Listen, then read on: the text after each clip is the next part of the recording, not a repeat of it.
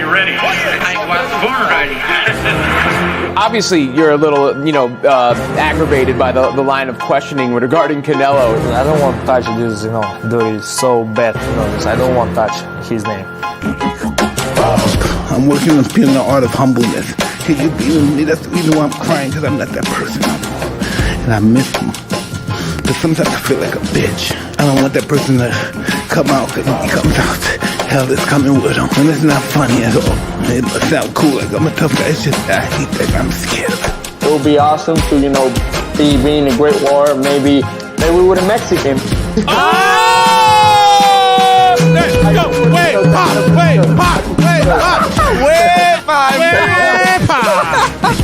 I have to put the joke. No, hey. Thank you for playing, man. I appreciate Good you. timing. Can't put predictions, man, but I definitely don't want to leave it to the judges.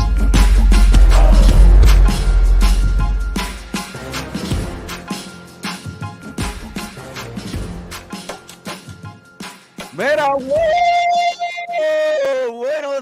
buenos días, todo el mundo. Good morning, everyone who just actually tuned in to watch these three locos amigos. We got a lot to talk about, ladies and gentlemen. We are Long Live Boxing en Vivo podcast. Aquí Manny, siempre en vivo, Marrero. Shona Gringo Hicksa. Hopper. You know the deal. We're here to break it down like it is, like it should be. With another great weekend in boxing. And I got to tell you, it is Special really weekend, back-to-back days. this weekend, man. I got to tell you what, we got undisputed status. Oh, my God. We'll be talking a lot about that. We're talking about Navarrete, one of the most promising champions of Mexican. And there's a lot of stuff that did happen this weekend we're excited to cover up. But I think the most important is what an accomplishment. Wow, amazing. The first ever Puerto Rican to be undisputed. I mean, long time waiting for some great news. And although a lot of people didn't see it that way, I think for the last year maybe or so, they're starting to really, take a big, huge boost in women boxing. And what an entertainment last night. I don't want to burn everything we got here this morning to show for you guys, but hey, guys, what do you guys think, brother? Go ahead. It's your day. It's your day, bro. It's your time to shine. You're talking about Amanda Serrano, undisputed Puerto Rican for the island. As in your words, Manny, this was probably, what did you say? One of the biggest nights for Puerto Rico? Or what did he say, Gringo, in the chat? He said it's the biggest night in Puerto Rican boxing. It really is. Yeah, it really is. Sports been hurting a lot. Champions. Definitely. There's not a lot champions currently right now. Only two, one female and one male. And so things are looking very promising. But I think the most important part is the accomplishment, right? That Amanda Serrano has done. Not only that, man, is the entertainment and the battles and the excitement women boxing gave us this weekend. And if you did not tune in, I do recommend you to go out there and, take a look at these fights, man. We had a co-main event that it was, unbelievable with Makala that, I got to give it up, bro. She had such a great stamina. She prepared herself for this fight, although, unanimously it was Alicia all the way. But my God, it was just a battle. Alicia didn't just go in there and just take everything in. She really worked her ass off to stay in pace in the fight, and a lot of punches thrown, man. This was a great weekend, man, when it comes to women boxing and entertainment, and that's what it's all about, bro. It can't be done. And many months ago, many years ago, they were saying Amanda Serrano had it very easy in her career because there wasn't a lot of talent around it. She had to move up to 135, come down to 130, come on to 126, just to try to get some of these fights. And now, man, around the corner, you have 130 undisputed. You have the Katie Taylor on 135. This is going to be fantastic, man. And I'm glad this is happening for the whole sport of boxing. Women are just tagging along and giving us what us fans want, the excitement. Yeah, definitely the excitement, man. And I love the passion, and I love the fact that, we got a chance to see Friday Night Delight, and then we got a chance to see some Saturday Night Lights there in New York City. Yeah, man, live. And, one thing that I know DAZN doesn't get a lot of credit, but I think that they should.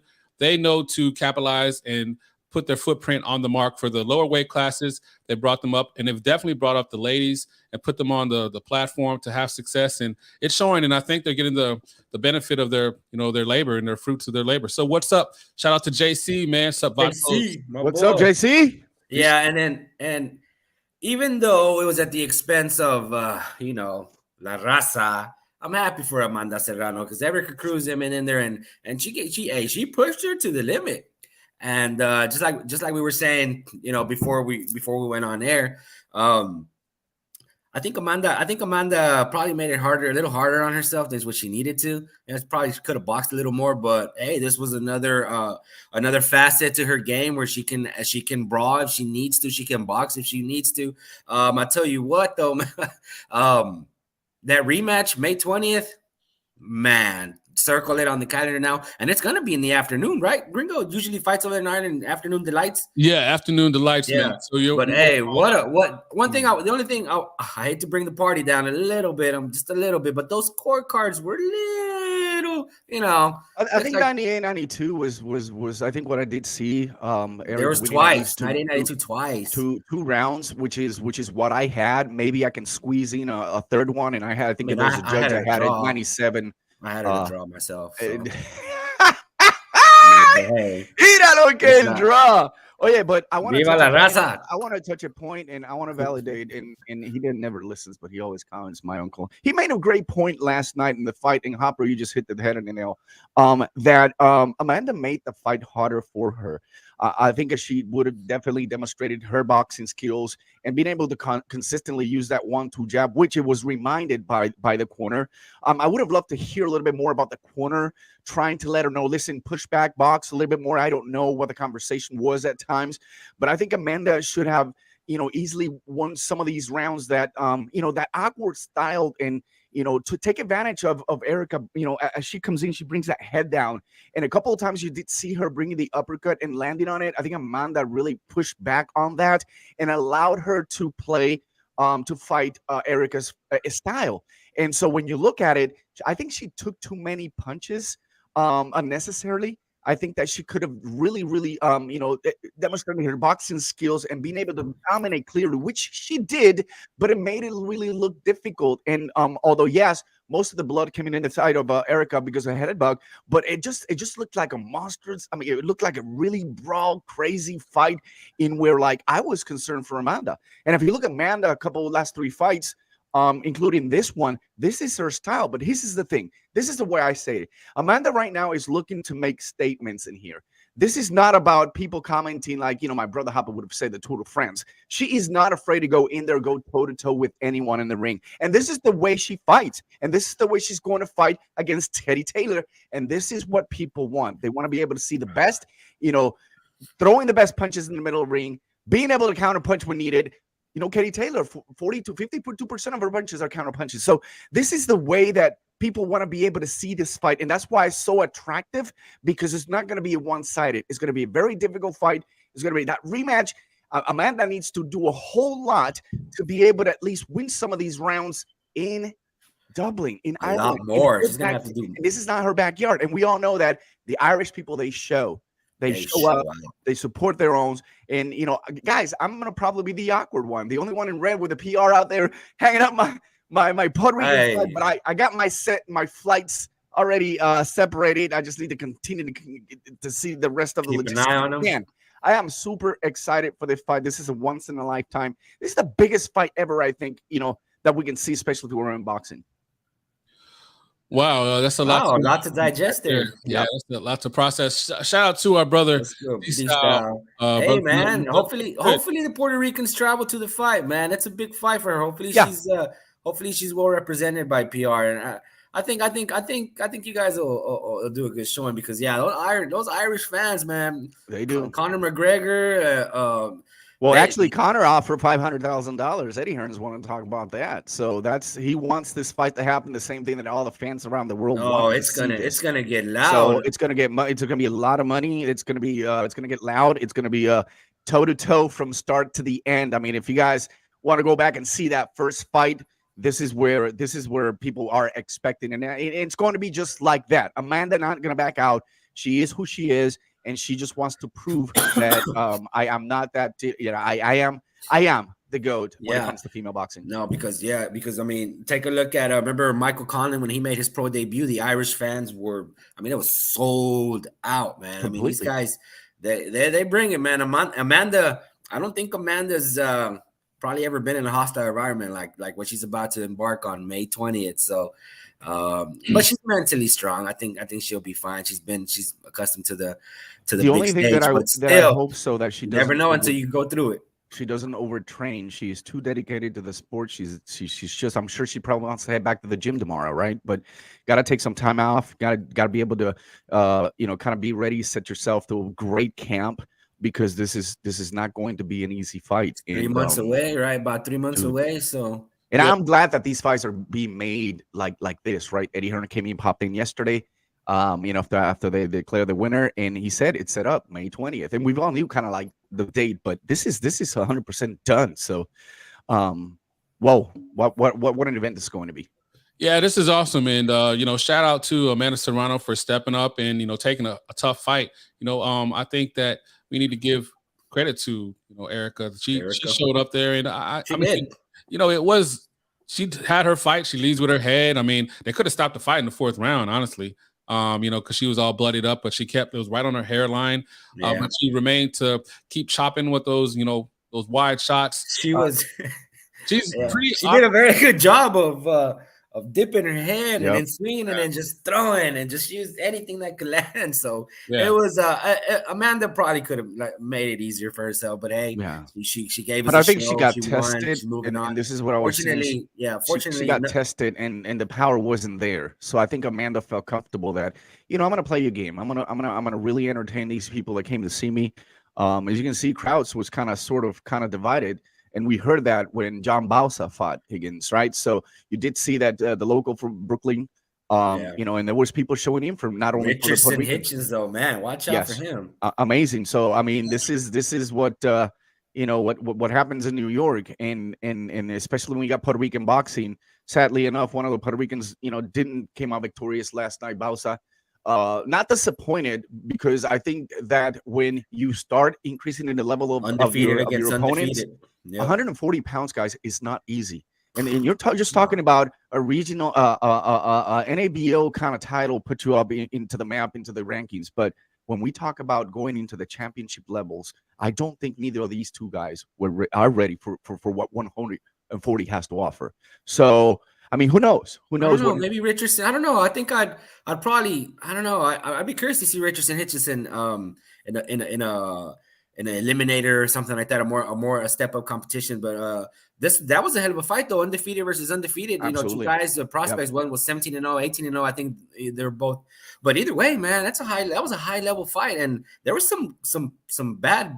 I want to say not bad blood, but definitely a lot of shit talking going into that fight, where Bausa telling Hitchison that all he does is run to stand and fight, and so he showed him what's up, though. Yeah, it was definitely chippy. They had a lot going on there. I'm about to eat your ass. Hey. Gringo's favorite. Hot chocolate on deck. Hey, so, man. You missed, though, that the one Amanda said. The one that she said. Alicia said to Michaela Myers, I'll be ready for that. I want to see that rematch. I'm in the minority, I guess. I don't know. Maybe but I still think Michaela Mayer won that fight. So I definitely want to see that rematch with her and Bumgarner. I'm sorry, Gringo. I know that's your girl. No. I mean, love is blind, but at the same time, the better boxer. I do think Michaela Mayer is more talented, and I think she's more versatile.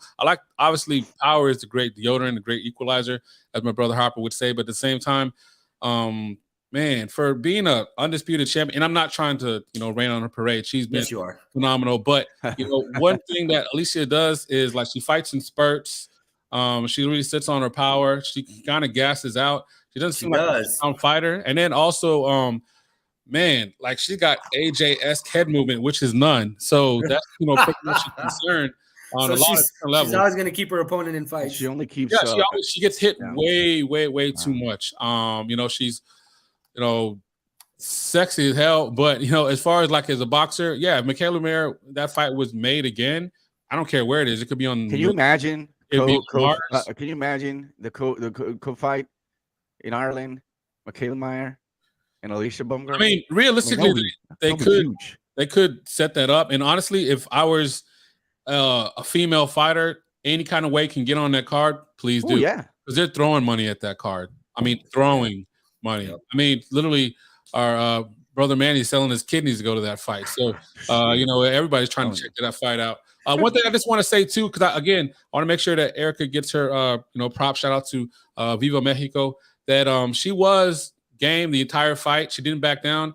You know, I had her winning like 3 rounds for sure. Possibly had like a swing round, maybe 4. Okay, Hopper, you know, 5, 6. Hopper gave her 6 rounds. He saw it draw 5-5. Wow. I thought Erica Cruz, you know, landed some decent shots in the middle round. I think. I mean, here and there, you can make a case that you know, she drew the fight. I think she came in well prepared for this. It was a hell of a fight. Amanda clearly won, though. I'm just gassing it up, guys. Oh yeah. Every time a Mexicano loses to a Puerto Rican, I gotta, you know, throw my saltiness in there somehow.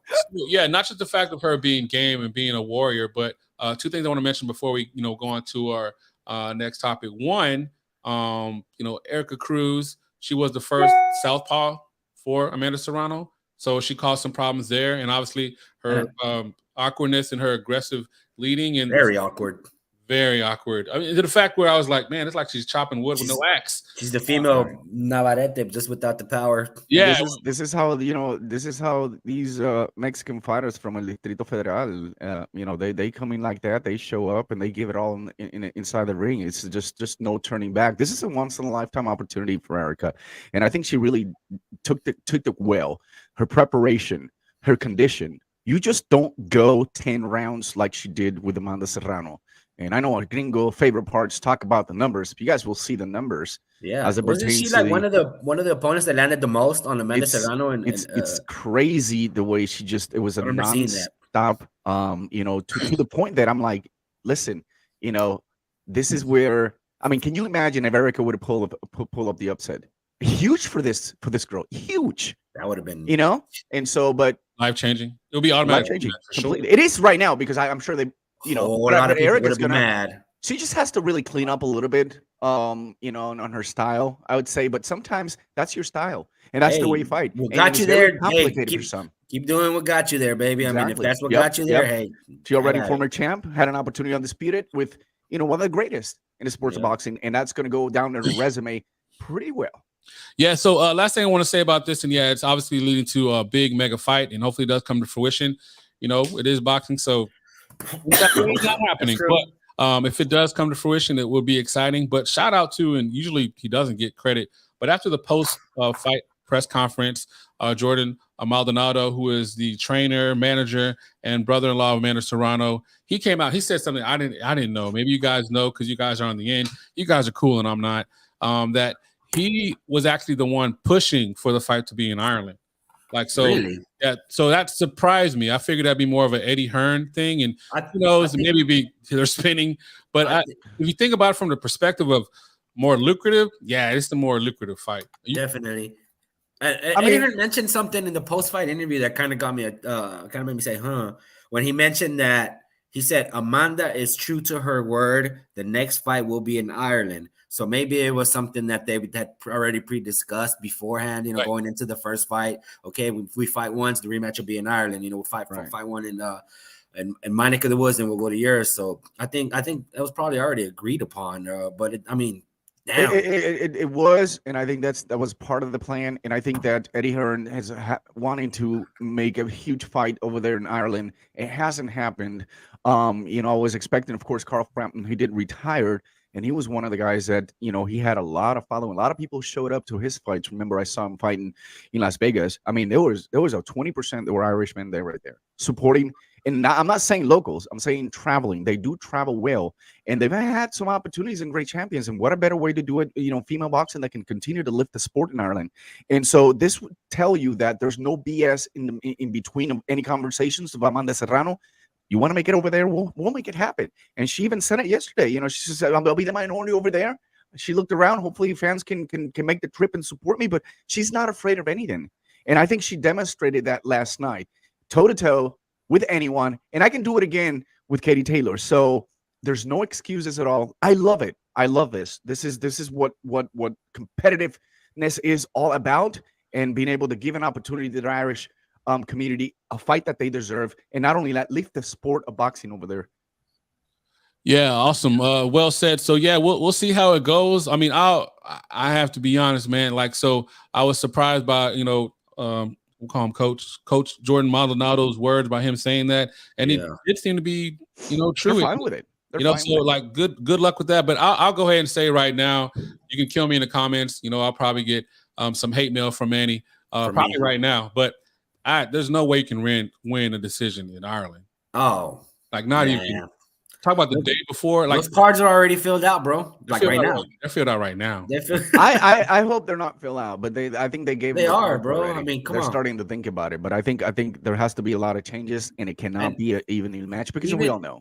Even if they're not filled out, we joke about that, but the judges are going to be influenced by the reactions of the fans. Throw whatever Katie throws, even if it doesn't land.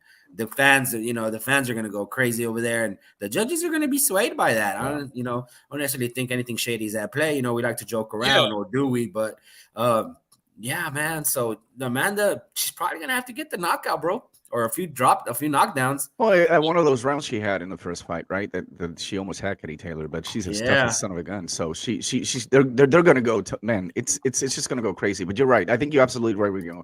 I'm not going to bash you or throw you. I am.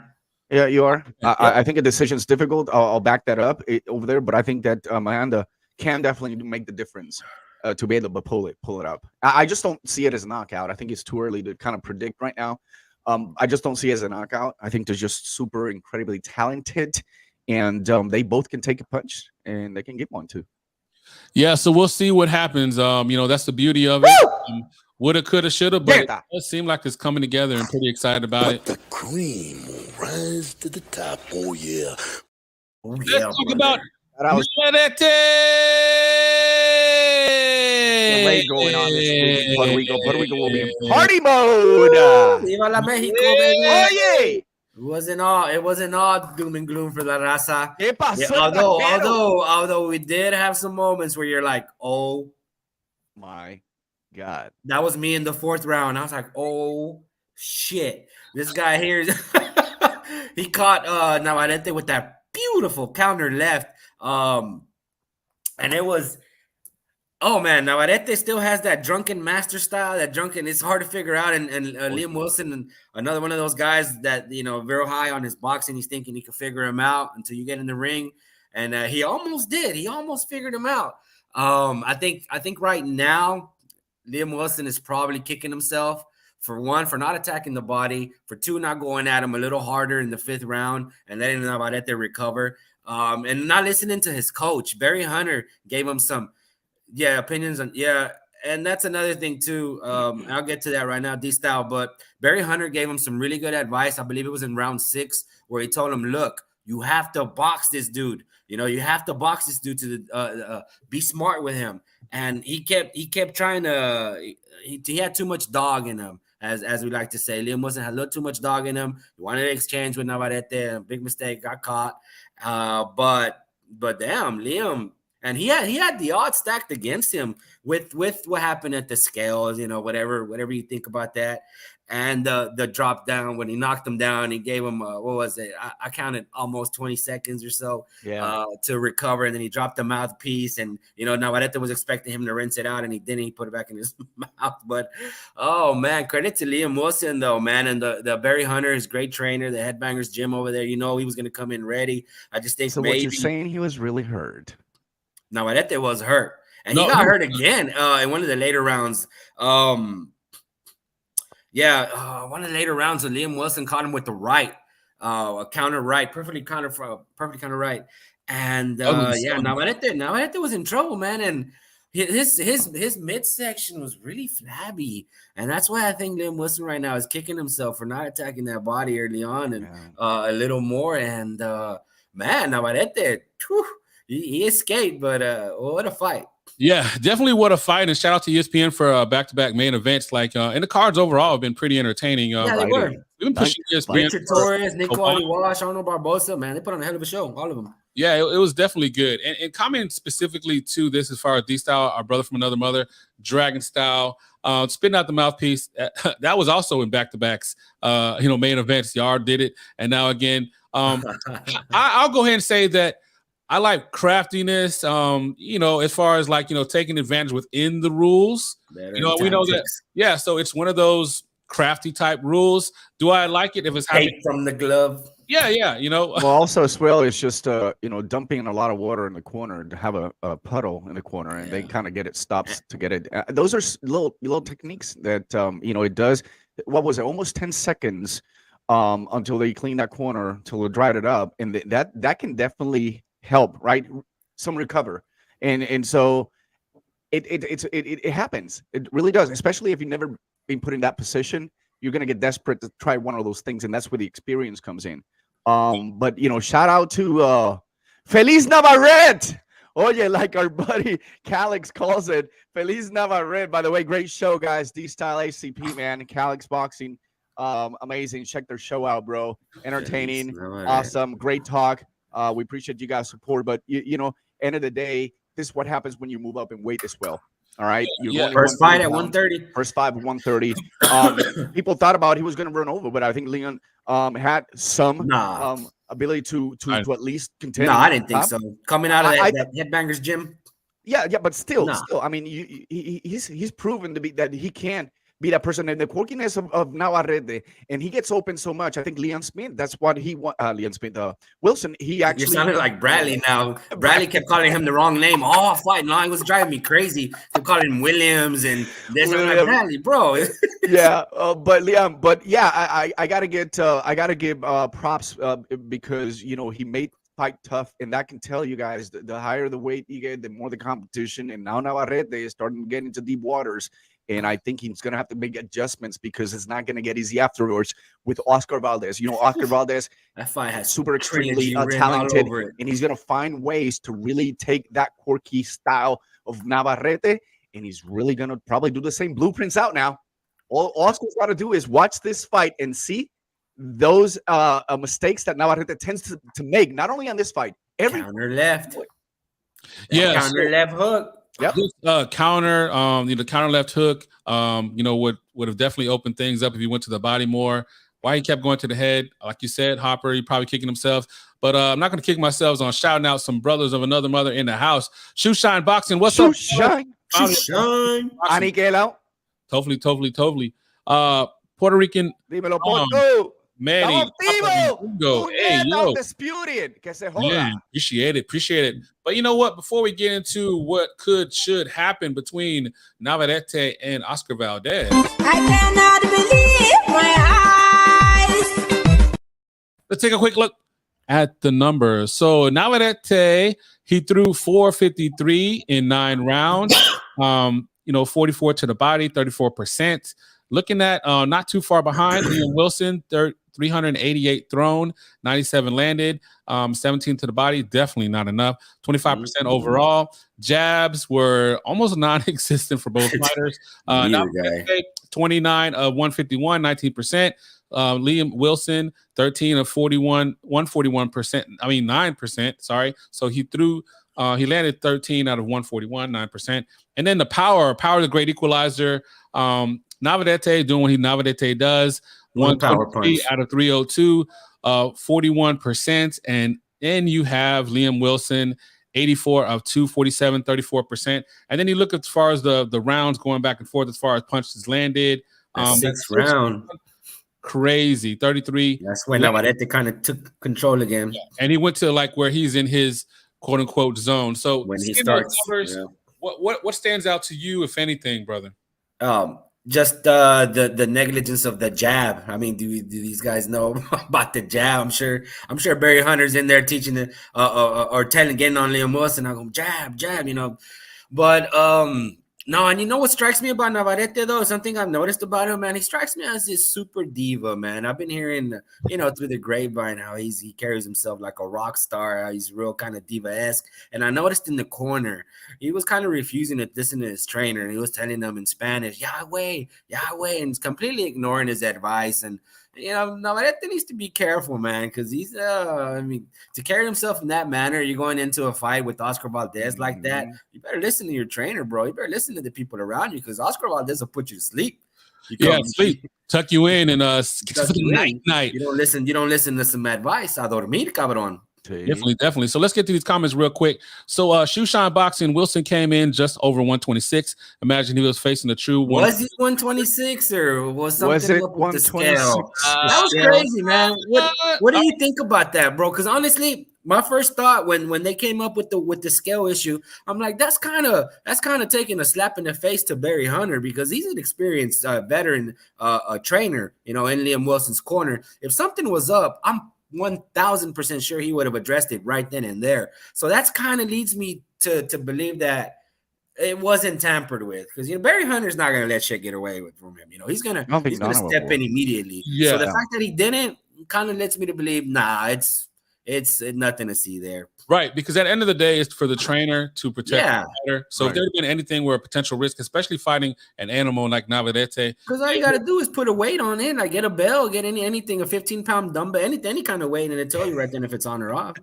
Yeah, definitely. So put a cuff, a 5-pound cuff. Or something. I don't know. I think it's just in this day and age of social media, just just whatever random picket fence guy looks strange, out of place. You want to create a conspiracy about it, but I'm gonna give Barry Hunter and a little more credit than that. And I think the devanness that you're talking about, I think it comes with what we have accomplished right now. So you go into another division, you capture a world title, you with top ranks. They hype things up. That Vaquero's been talked about for the last few years. Constantly. Like the future, right? The future pound for pound. But you're gonna come yourself into a stop sign, and you have got to stop. And I think last night that's the stop until a boxer is not put into a situation like it happened. Didn't it happen with Ryan Garcia? Right? He got popped big time. Oh, with Luke Campbell? With Campbell. It put a stop on him. And said, hold on a second. I'm not invincible. I can be beat. That's me. And that's the thing about it. And I think that Navarrete last night, it's going to learn now the devanness and, trying to be a show person outside. I think he earned the right to be that. He's making a lot of money. He's got future opportunities. Now he's got one of the biggest fights of his life at 130 pounds. Oscar Valdez is coming back from that defeat. That fight was supposed to be against Oscar.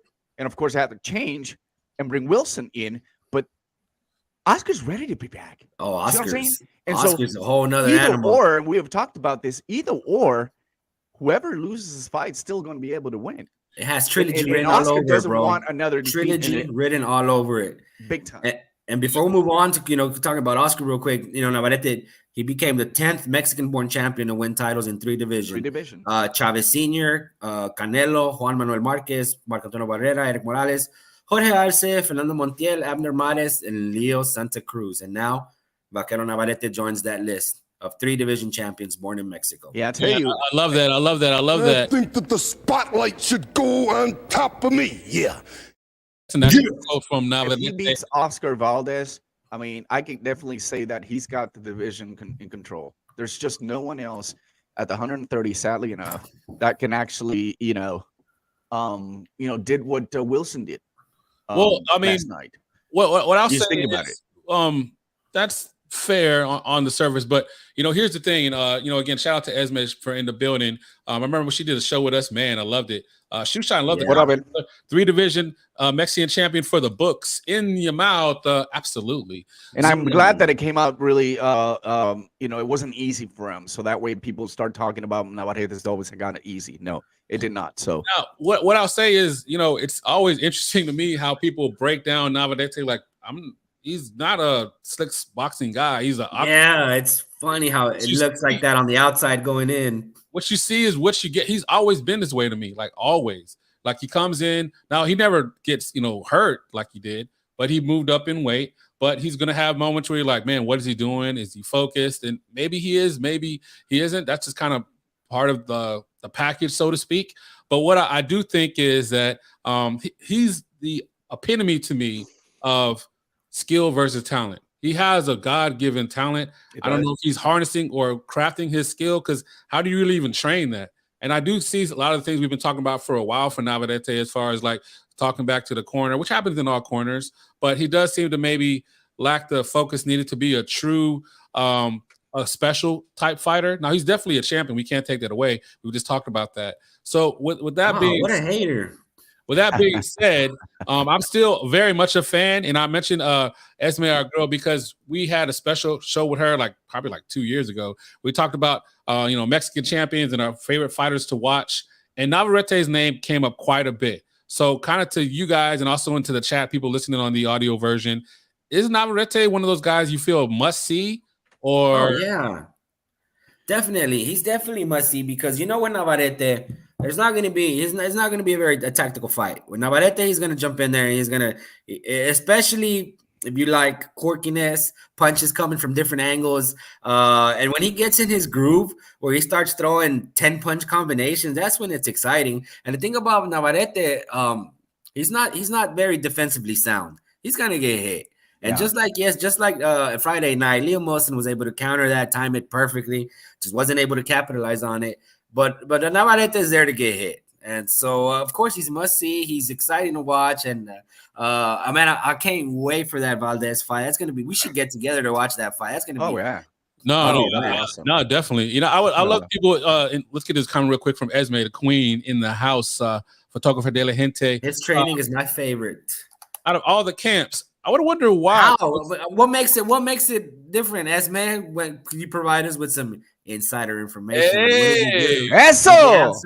Some unorthodox training method, because I'm curious to see how he trains there. And you know what? I'm actually curious to see how you train for Navarrete. I wish we could talk to Barry Hunter or Liam Wilson. Like, how do you train for this guy? You don't know where he's coming from. I mean, he's just freaking all over the place. And every boxer before they fight Navarrete, going in, they say, "Oh, my boxing skills are superior." Because you see Navarrete and you're like, "What? I could beat this guy." And then you go in there and man. All right, so we got a comment or response from photographer de la gente, Esme.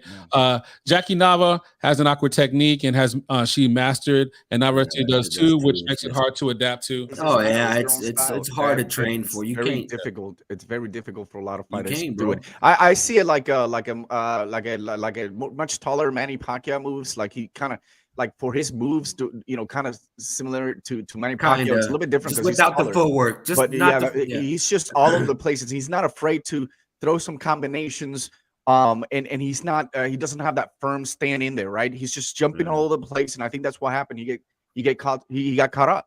He's got a long ass reach too. Yeah, exactly. So you utilize that to his advantage, and then you don't see these punches coming. But the thing about it is he doesn't stop. So when you are when you're getting attacked by Navarrete, but you're also countering, and the guy's still coming forward, it's like shit. When are you gonna stop? Get away from me. You know what I mean? It's like it just does. Yahweh. Yeah. But I think that I'm glad we did see Navarrete being placed in that spot yesterday, because that really tells us some adversity. That really tells us that the weakness, but also the heart, el coraje, la cría, we are la cría puertorriqueña, pero lo mexicano ahí, lo guerrero que es Navarrete. He's known for that.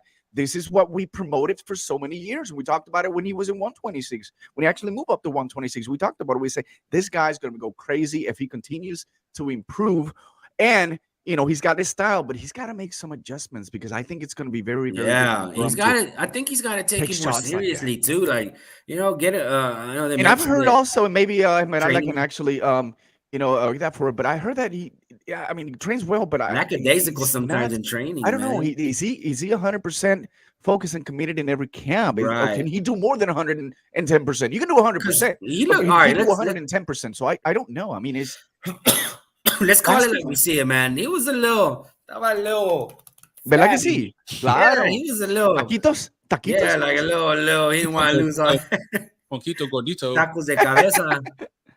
No, but what I will say is, and since we have the people in the chat and we have the queen in there and we're all here, let's go ahead. Qué lindo, él dijo resplendor. ¡Ay, mierda!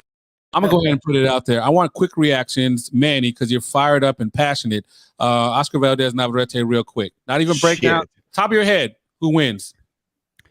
I gotta tell you, man. I gotta take the hot streak. Oscar Valdez has been a little bit out since his lost fight against Shakur.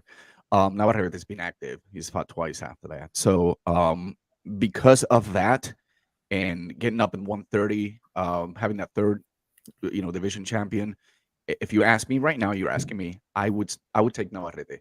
I would do a very close one, and I think it's going to go down the distance. The difference maker here is how mentally strong with Oscar Valdez will come back. That's a great point right now. Yeah, so if you come in ready for action, ready for battle, ready to give it all, because this is it. This is your last opportunity. Well, he'll probably have another one. Like I said, 130. It's gotten so weak right now. But if you want to come back with a big boom, you have got to beat Navarrete, and I think Navarrete will be in his best game, because the future for Navarrete is huge. The mega fights, and I see him, I see him probably put it in my pay-per-view. He's gonna have to start making huge amount of money with him. So man, I'm gonna take Navarrete right now. It's not like your pick. All right, so Hopper. No, but actually, I respect your pick quite a bit. Hopper, what's your thoughts, brother? Well, my way too soon, way too early prediction. Way too early. Way too early.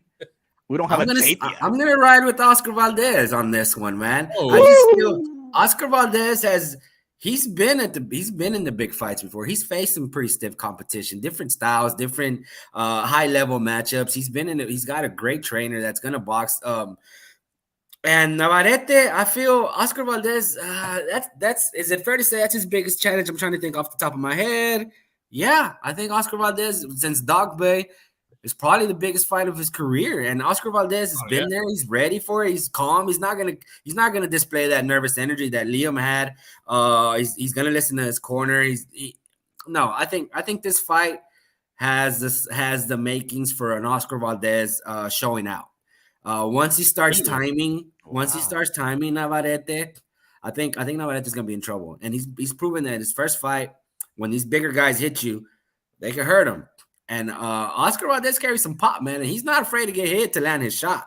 So that's my way too early prediction. I'm seeing this fight as an Oscar Valdez coming out party, man. I hope so. Yeah. Because like he did Adam Lopez. I was there too, Shushan. Yep. Oh yeah, but drop Adam Lopez second round.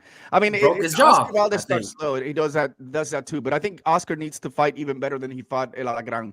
I think that fight really showed what Oscar Valdez is capable of. Having said that, he fought Shakur Stevenson. So it doesn't matter win or loss, but she took a loss in there, still made her winner. Shakur is in a different level. We've all seen that. We've all seen that. So I'm not going to scratch that loss for him. I'm just going to take it as the better man won in that ring that night. And now let's see how Oscar composes himself for a comeback, another big major fight. This is huge, man. I like this. I like, that's why I love Top Aaron. I hope there's a rematch clause. Top Aaron and Top Ranks because, it was. But I that's why I love it, because they're not afraid to take risks. They're not afraid to take some of their pool and put them all together and match them, not caring who's going to get the defeat or not. Like other promotion companies, they try to defend their boxers by just not giving that competitive opponent in the ring and just balloon up their score, their records, so that way they can look a lot bigger, a lot better, on paper. And so I like this. So this is I want to see a great fight, man. I am definitely Navarrete, but I want to see a really good fight between these guys, and it's as advertised, it's going to be. No, definitely, and it's really coming together. Where and shout out to Puerto Rican Rum is coming. I think Valdez wins by decision. Yeah, I'm happy with that too. Yeah, logically, that seems like the pick, but I'm an illogical guy for the most part when it comes to boxing, because that's sometimes how it comes to fruition.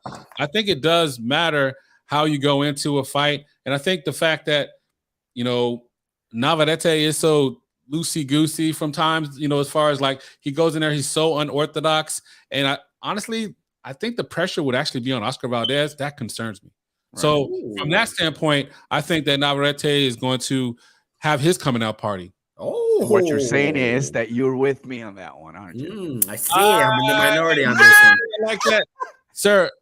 Yes, I guess you are the minority on that one. Wow. Coming from our sister, okay. Me and Oscar.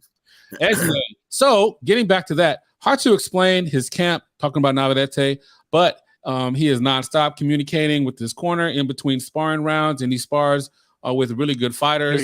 He gives 100, but for Valdez, he will do 110. I love to hear that, because I want to see really Navarrete continue to progress and give us exciting Oh, fights. Now, I wanted to ask you a question. I want to change my pick. I wanted to ask you a question, Hopper, because I know how passionate you are about boxing. I know how passionate you are about Mexican boxing.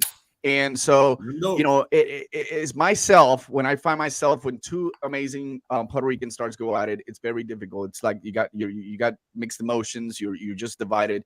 You got two biggest Mexicans fighting each other. I don't know when was the last. If Zurdo, I don't want to fight with Mexicans. So I don't know when was the last time we've seen two Mexicans like in the magnitude of this fight. Valdez and Alacran, probably. But this is probably going to be bigger. I mean, you made a decision. Right now, it could change. You already have mixed emotions on it. But what are your thoughts? What are you feeling seeing these two guys? And you love Navarrete. Well, I mean, about Navarrete for years. That's a good question, man. Navarrete is my boy. We rooted for him for a year. Oscar Valdez, man, that's my boy too. So I've already won, bro. I mean, either way it happens. I mean, if Navarrete wins, hell, I'm celebrating. If Valdez wins, hell, I'm happy too, because I mean they're both my boys. I hope they put on a great performance. Like I said, this fight has trilogy written all over it. If they can just give us a classic first fight, it'll set up a Barrera. I was about to say it'll set up a Barrera Morales style trilogy. That's a good point. No, to answer your question, man, I've already won, bro. Whoever wins.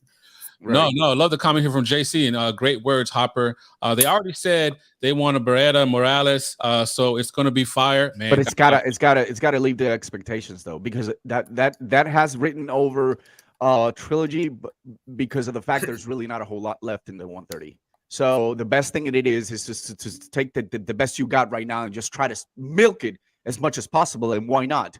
That could be the entrance to Navarrete to say maybe I move over 135, or maybe I don't think he cares for the undisputed status right now. He can definitely become undisputed 130, but I think it's just a long shot. He's just gonna have to fight too many right now. Every belt it's either Wood, you got Vargas, you got Alberto Lopez. So every belt right now. Well, actually, I'm sorry. That's you got Hector Garcia, and then what is it? Oh my God, Shabbat, who's got the IBF. The other two are vacant right now. So when you think about it, yes, he can definitely go for a wrong route like that, but there's no money involving to that. So automatically makes this fight, hopefully live to expectations, makes the fight really entertaining to see rematch and also possibly see a trilogy. But it has to live the expectations. It can't be one-sided. It can't be oops, you know what I mean? It can't be any of that.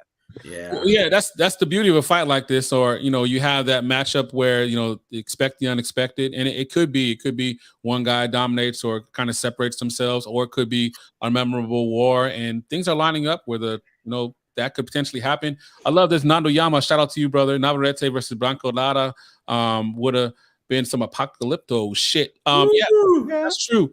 Speaking of that, my man Branco Lara, he's actually gonna be fighting Wood. Branco is fighting Lee Wood. Yeah, in 2 weeks. So can't wait for that. 2 weeks, man. That's gonna be epic, bro. That's gonna be epic. That's gonna be a fucking epic fight. Yeah, like it's one of those times where I wanted to almost send like a thank you letter to Team Wood for taking that fight, because Branco Lara, because he's kind of, well, not kind of, at 126 he's avoided.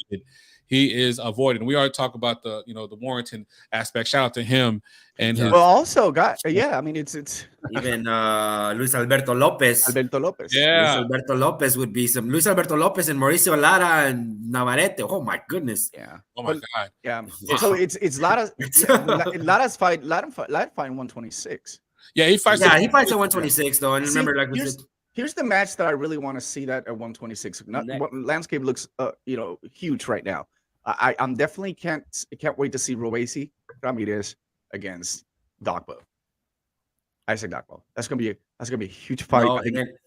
We have one actually next week. Ray Vargas versus Oshak Foster.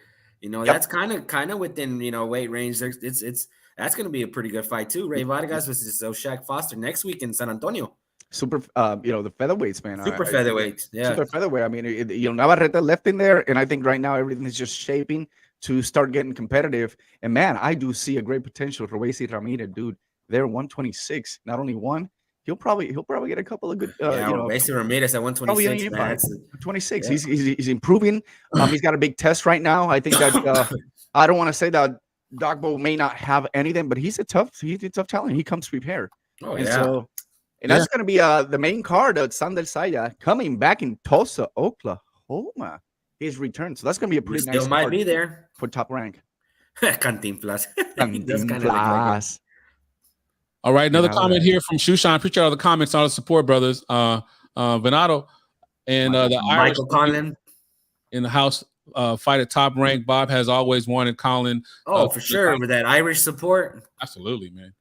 All right, here we go. So let's go ahead, man. It's already been such an exciting show. Good stuff here.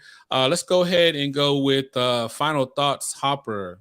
Yeah, no, I just want to shout out everybody. I mean, we had some great nights of action boxing Saturday. Nick Wally-Walsh, Richard Torres, Ana Barbosa, Vaquero, Richardson Hutchinson, Alicia Bumgarner, Amanda Serrano. Thank you guys for putting on the performances. Thank you guys for sacrificing your bodies, your time with your families to go out there and give us an entertaining show. It's very much appreciated by us, the fans, and the people that love to talk about it. Thank you, man. I feel blessed. I feel happy to been enjoyed back-to-back nights of great boxing like that, man. And just, you know, it doesn't go unnoticed that, you know, thank you guys. Absolutely. Well said. Manny. Man, first of all, I want to thank all the support from everyone out here. Thanks for joining us this morning. This is great. You guys like the extra energy, right, for us to continue to do what we do. And most of our in the same industry, and we collaborate and we appreciate, man. Thank you so much, D-Style. Thank you, Cal Boxing. Thank you, So Habib. Thank you, everyone who is a partner with us, allow us to do this. Lo otro que quiero decir es Puerto Rico disfruta esta victoria cuando tú eres considerado la meca del boxeo, en donde campeones y campeones y campeones se han desarrollado durante todos los años. Nunca se ha podido ver en la historia una persona que sea campeón indiscutido, y lo tenemos. Amanda Serrano, esta semana va a ser fiesta en Puerto Rico. Puerto Rico está de vuelta otra vez. Cójanlo un poquito suave, que no se nos suban mucho los sumos, porque that's what happens. You win a lot, you're hated, you lose a lot, and they love you, right? So everyone's loving Puerto Rico right now, feeling sorry about not having those champions, but little by little, we'll start seeing light at the end of the tunnel. Great prospect, great contenders that are happening. Shout out to Jankiel Rivera. His only third fight, moved up to 8 rounds, and that's amazing. Beating Fernando Diaz in a very impressive fight, yesterday. And so this what tells you the talent that it's up and coming, moving up. Eddie Hearn is Eddie Hearn is actually really interested in Puerto Rico and continue to build that up. Would Berlanga go up there and join his forces with him? Would he go to De La Hoya? We don't know, but we know for a fact that there is new chapters that are coming in, and people, whether you like Berlanga or not, you're really, really waiting to see what's going to happen and what next for him. We never had a chance to talk about it, but now everything's getting together. Berlanga wants the better fights. Is he ready? Most of us says we're not. But when you think you are ready, you got to give an opportunity and a chance to do. So I'm sitting back, relaxing, waiting to see, enjoying this win for this weekend, but I cannot wait what the future holds. And yes, after we finish the show, I'm going to continue to look around for hotels, because Manny Marrero, siempre en vivo, estará en Ireland apoyando a la nuestra Amanda Serrano el 20 de noviembre. ¡Vivo! Yeah, we'll be saying a special prayer, line some candles for you, brother. Good luck there, finding some good good housing accommodations. Yeah, right. Love the passion. But yeah, we're coming to an end of the show. I wanna go. Yep. God, if you listen, hell. Yep, and thank you for listening. We do appreciate you. Forgot to shout out Emiliano Vargas, the son of Fernando Vargas. He also got the decision 4-round over the weekend.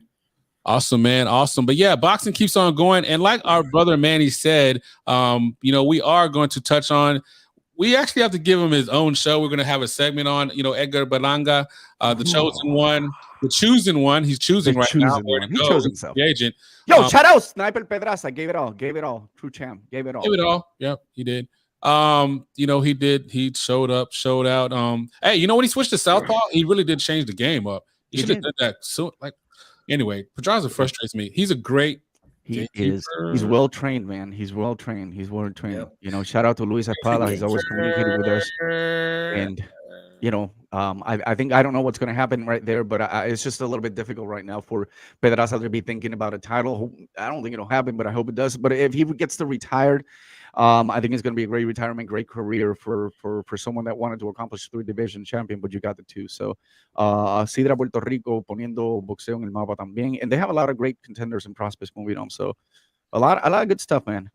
Yeah, be looking out for our Puerto Rican special coming out soon. We know we do the weekly Sunday recaps, but we have a special show dedicated for Edgar Berlanga and Puerto Rican boxing coming out soon. What's going to happen? We'll see. We'll be on the lookout. Make sure you subscribe, like, share. We out. Long Live Boxing, you know, they're awesome supporters of our show every Wednesdays. Please, everybody, go follow. EnVivo. We are live, ladies and gentlemen, como siempre, Mari Marrero. Sean El Gringo Hicksa. Hopper. Hey. Always breaking it down like it is, like it should.